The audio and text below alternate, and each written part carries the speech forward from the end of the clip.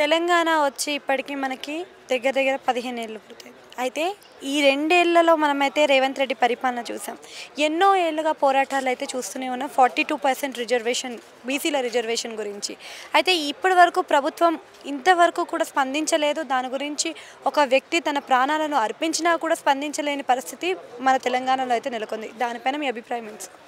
50% reservation సాధ్యం కాదని తెలిసినప్పటికీ ప్రజలను వంచి ఈరోజు 50% రిజర్వేషన్ చొప్పున బీసీలకు ఇస్తామని చెప్పి కామారెడ్డి డిక్లరేషన్లో ప్రజల్ని వంచన చేసింది.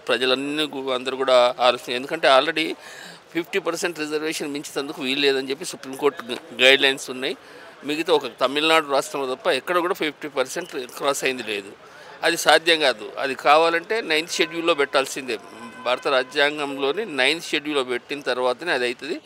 ఆ దిశలో ప్రయత్నాలు లేవు. జనాలందరినీ మాయ చేసి వాళ్ళందరినీ మనసు మార్చేందుకు ఇవన్నీ కోర్టులని ఇవన్నీ చెప్పి జనాల్ని తిప్పి మళ్ళీ మొదటికి తీసుకొచ్చి ఇప్పుడు 42% రిజర్వేషన్ మీదనే ఇప్పుడు స్థానిక సంస్థల్లో ఎన్నికలు జరుగుతున్నాయి. అంటే కాంగ్రెస్ ప్రభుత్వం అధికారంలో ఉన్నప్పటికీ అధికారంలో లేని పార్టీలు కూడా పోరాటాలు చేస్తున్నా కానీ సెంట్రల్ స్పందించట్లేదు, సెంట్రల్ చేతిలో ఉంది అని చెప్పేసి ఇక్కడ నుంచి మాటలు అయితే వినిపిస్తున్నాయి.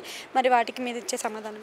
రాష్ట్రంలో ఉన్నటువంటి అన్ని పార్టీలు కూడా అఖిలపక్ష కమిటీగా ఏర్పడి కేంద్ర ప్రభుత్వం దగ్గర తీసుకుపోండి, మీకు చేతనైతే తీసుకుపోయి అక్కడ ఫైట్ చేయండి. ఓన్లీ అసెంబ్లీలో తీర్మానం అంటే కేసీఆర్ గారు అధికారంలో ఉన్నప్పుడు తీర్మానం చేశారు, మొన్న వీలు చేసిన బట్టి అధికారం ఏదో కంటి తుడుపు తీర్మానం చేశారు కదా. దాని మీద ఖచ్చితంగా అన్ని పార్టీలు కలుపుకొని సెంట్రల్ గవర్నమెంట్ దగ్గర పోయి దాని మీద పోరాటం చేసి ఉంటే ఖచ్చితంగా వస్తుంది. వీళ్ళు ఒక్కరు పార్టీగానే పోయి అక్కడ ఏదో షో పుట్టప్ చేసి జనాలు ఈరోజు అంత పిచ్చోళ్ళు లేరు. ప్రతి వాళ్ళు ప్రతి విషయం అర్థం చేసుకుంటున్నారు. రేపు మీకు టైం వచ్చినప్పుడు ఈ బీసీలందరూ కలిసి మీకు బుద్ధి చెప్పేందుకు సిద్ధంగా ఉన్నారు.